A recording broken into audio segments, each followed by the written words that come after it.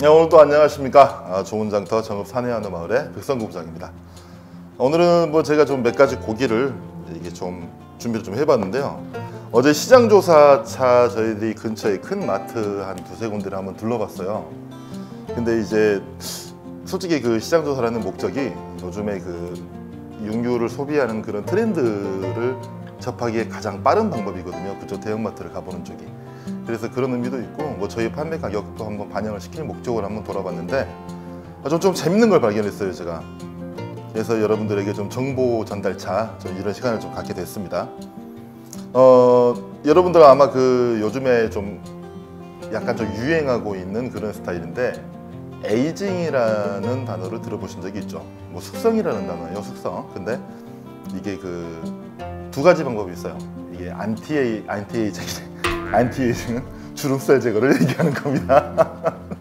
어제 제가 홈쇼핑을 한번 봤더니 그래요. 이게 드라이 에이징과 웻 에이징이라는 방법, 두 가지 방법이 이제 고기에서는 쓰이고 있는데요. 제가 여기에 대해서 약간 좀 설명을 좀 해드리려고 그래요. 우리가 언제부터 이거 고기를 숙성을 시켜서 먹기 시작했을까요? 이게 에이징이라는 거는요, 따로 이 방법을 발명을 해낸 게 아니라 예전에 냉장고가 없었을 시절에 고기를 보관하는 방법에서 유래된 거예요, 이 에이징이라는 거는. 그러니까 일부러 이 고기를 좀 맛있게 먹어야겠다라고 해서 이렇게 에이징이 발명된 게 아니라 하다 보니까 어쩌다 얻어 걸린 겁니다. 그러니까 소가 뒷걸음치다가 얻어 걸린 거죠.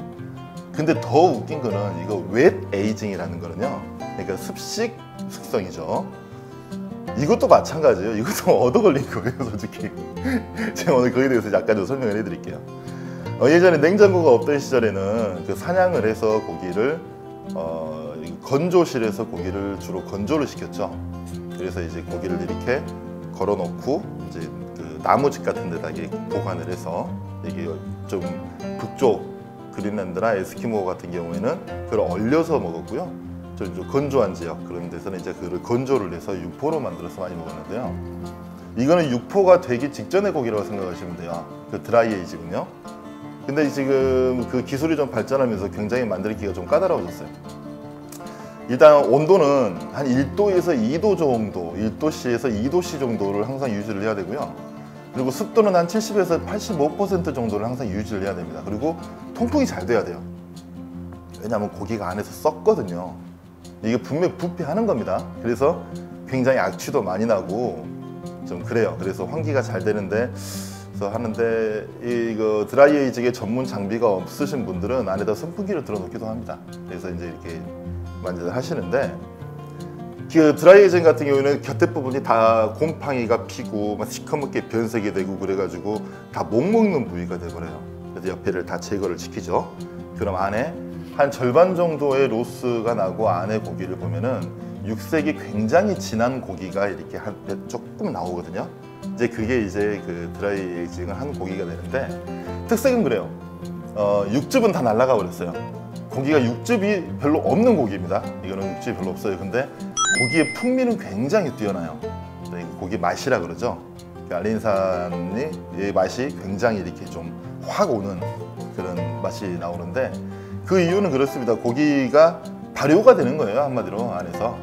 안에서 이제 세포 조직이 좀 약간 산화되면서 약간 이렇게 좀 뭉그러뜨려지는, 그래서 고기가 연해지는 효과를 하는데, 여기서 하나 제가 좀 재밌는 사실을 말씀드릴게요.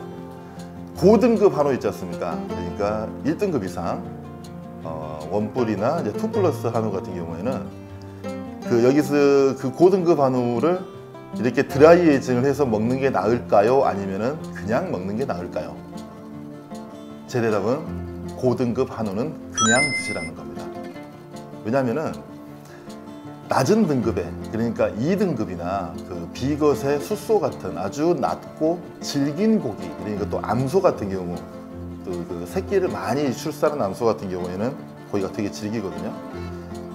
근데 그거를 이렇게 숙성을 시키게 되면은 아까 말했다시피 단백질이 분해가 되는 효과가 있어요. 숙성시키면은. 그래서 고기가 더 연해지고 안에 그 마블링이 좀 굵게 펴져 있다면 그게 좀 그 단백질이 분해가 되면서 그 조직이 좀 연해지겠죠. 그 사이에 틈이 생겨요.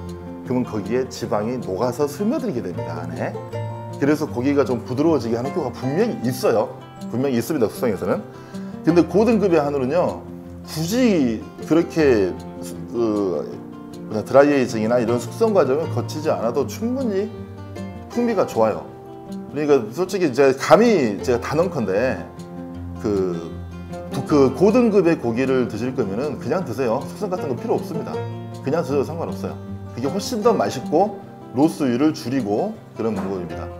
그러니까 그 보통 난 깜짝 놀랐어요. 지난번에 논현동인가 어딘가 저도 가끔은 좀 강남 생활을 좀 합니다. 좀 나가서. 근데 식당에 한번 갔는데요. 드라이에이징을 한 고기라고 그래서 스테이크를 판매하고 있는데 일반 스테이크보다 3배가 비싼 거야. 3배가. 근데 당연하죠. 고기를 그렇게 많이 버렸는데 옆에 시커먼 것들 다 떼버리고 그렇잖아요. 쓸데없이 비싼 거예요. 쓸데없이. 그냥 그 돈으로 저 같으면 차라리 고등급 소고기를 사 먹겠습니다. 그리고 웨트 에이징, 여기서 이제 드라이 에이징은 이제 설명을 이만큼 마쳤고요. 웨트 에이징이라는 게 있는데 뭐 말은 그럴싸해요. 습식 그 숙성이라. 근데 이게 가만히 들여다보면 이게 되게 웃긴 거예요. 뭐냐면은 그 진공 포장 기술이 발달하면서 이 웨트 에이징이라는 이제 기술이 살살 나오기 시작했는데 이게 뭐냐면은 그냥 오래 묵힌 고기예요. 진공 포장 상태 그대로 안에 보습을 해서 그냥 놔둔 거죠. 그냥 오래 놔둔 거예요. 실제로 제가 2010년도 아마 그쯤이었을 거예요. 제가 서울에서 굉장히 유명한 그 갈비탕집과 냉면집을 이제 거래처로 가지고 있었거든요. 근데 저희 그때 당시에 제 회사에서 제가 몸담고 있던 회사에서 2등급짜리 암소 등심을 굉장히 싼 값에 이렇게 매입을 한 적이 있었어요. 근데 그걸 도저히 팔 수가 없는 거야. 이가 안 들어가요. 너무 질겨가지고. 그러니까 새끼도 많이 낳고 거기다가 또 이제 등급까지 낮아버리니까 고기가 이게 도저히 입에서 씹을 수가 없는 그런 상태의 고기를 저희들이 싸게 매입을 하게 된 거죠. 회사가 난리가 났습니다. 아무리 싸도 그 정도 양이면 거의 한 1,000만 원 정도? 그 정도 양이 됐을 거예요. 어떻게 판매를 할 수가 없는 상태의 고기를 사와가지고 이 소고기에 진공을 해서 보관 기간이 60일이에요. 60일인데 55일째인가 50일째 되는 날 이제 버리기 일보 직전입니다. 그 유통기한이 넘은 상품을 냉장고에 보관하게 되면 회사 큰일 납니다. 회사 문 닫아야 돼요. 다급한 마음에 제가 한 덩어리를 들고 그 냉면집을 찾아갔어요. 그래서 그 조리실장님한테 실장님 이거 한 번만 써보세요. 그냥 싼 값에 팔아도 되고 그러니까 한 번만 써보시고 더 필요하시면 제발 좀 말씀 좀 해주십시오. 이거 좀 팔아야 되는데 죽겠습니다. 왜냐하면 당시에 회사에서 이거를 다 판매하는 사람에게 인센티브를 주겠다고 저한테 보너스를 걸었거든요. 목숨 걸고 팔았습니다. 가서 이제 웃긴 거는 그날 저에게 한 단골 손님들이 이제 한우 등심을 드시러 예약을 하러 오셨대요. 근데 이분들이 그거를 이제 조리실장이 제가 굉장히 싫었거든요. 그래서 한 점 드셔보라고 이렇게 썰어갖고 이렇게 준 거예요. 근데 그 맛이 기가 막혔던 겁니다. 그 안에서 다 이게 숙성이 돼버린 거예요. 그게 웨트 에이징이에요. 그게. 그러니까 소고기는 진공 상태에서 부패를 하게 되면 파란색 물이 나옵니다. 진공지에 보면은 끝에가 파란색 물이 있어요. 근데 그렇게 되기 일보 직전에 고기를 갖다 줬는데 이게 대박을 친 거죠. 고기 맛이 너무 좋다. 이게 도대체 무슨 고기냐. 그래서 그 냉면집에 전량 다 판매했던 전설 같은 제 이야기가 있습니다. 근데 이 웨트 에이징은 제가 아까 말씀드렸다시피 우리 조훈장터가 판매하는 1등급 이상의 한우 같은 경우에는 굳이 숙성을 하실 필요가 없어요. 그냥 드시는 게 훨씬 낫고요. 이것도 저등급, 그러니까 별로 그렇게 마블링이 뛰어나지 않고 그 부드러움의 정도가 좀 떨어지는 고기에서 이런 웨트 에이징 효과가 크게 발휘될 수가 있겠고요. 그리고 여기서 한 가지 함정이 뭐냐, 저희들은 그날 오늘 한우장 날이라고 해가지고 그날 바로 잡은 한우를 항상 어필하고 있죠. 어필을 하고 있는데 이거 좀 그래요. 그러니까 우리가 고기를 팔다가 남잖아요. 한 7일 이상이 넘었어요. 그래서 한 2주일 정도, 한 3주일 정도 시간이 갔다고 칩니다. 그러면은 이거를 웨트 에이징 상품이라고 저희들도 이렇게 낼 수 있는 거예요. 이거 네? 대단하지 않습니까? 이거 이 함정이 있는 거예요. 이 함정이. 이거 괜찮은 방법 같아요. 농담입니다. 그러니까 여러분들이 생각하시기에 주로 2등급 여러분 고객 여러분들께서 2등급 정도의 고기를 사 드실 거면은 아마 동네 정육점에서 아마 2등급을 아마 구매하실 수 있을 거예요. 근데 굳이 이렇게 숙성이 되지 않는 고기를 드셔도요, 우리나라의 2등급은 먹을만 합니다. 괜찮아요. 뭐 소고기는 어차피 2+도 그렇고 1등급도 그렇고 2등급도 그렇고요. 너무 바짝 익혀버리면은 당연히 다 부드러움이 떨어져요. 그러니까 그냥 2등급을 드실 때도 그냥 그 약한 불에 이렇게 구우셔가지고 그 살짝만 익힌 다음에, 아니면은 너무 바짝 익히지 말고 드시면은 충분히 부드러운 고기를 드실 수가 있습니다. 그래서 이거 에이징이라는 상품이, 숙성 상품이 이걸 막상 사오고 나서 제가 검색을 해봤더니 인터넷에 어디에 굉장히 많이 이렇게 나와 있더라고요. 이 마트의 상품이 쿠팡에도 나와 있고 어디 나와 있고. 근데 이거는 이 말씀 드려야겠구나. 이거는 제 개인적인 생각입니다. 그러니까 저희 회사의 입장이 아니면 저는 다시 한번 밝혀드리고요. 이거는 제 개인적인 입장이니까 회사에 태클 걸지 마세요. 이건 그러니까 그 고등급의 한우, 1등급 이상의 한우를 드실 때는 굳이 숙성된 한우를 드실 필요가 없다는 게 제 개인적인 입장이었고요. 그 다음에 이 옆에 보니까 이제 저희가 좀 수입육이 좀 있더라고요. 그 달링다운 와규라는 그 라벨지가 붙어 있는, 또 이 앞에 보면은 금색 포장지도 이렇게 나와 있어요. 달링다운 와규. 근데 이게 부위는 처가이롤이에요. 처가이롤이 뭐냐? 이거 우리나라 말로 그대로 풀어보면은 그냥 그 목등심입니다.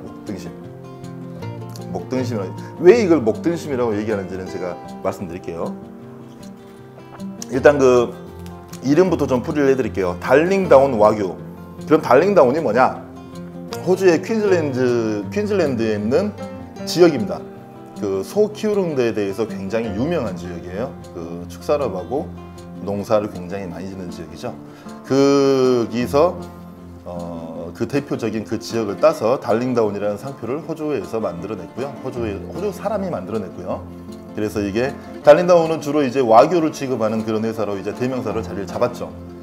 그리고 아시다시피 와규는 일본 고베에 화우라는 소를 일본식으로 읽으면 와규가 되는데, 그 소를 이제 와규라고 그러는 건데, 이거 수입되는, 그러니까 미국이나 유럽이나 그 호주 내에서 소용되는 와규는 홀스타인종과 그 일본의 화우를 예전에 교잡시킨 그 품종을 와규라고 해서 쓰고 있고요.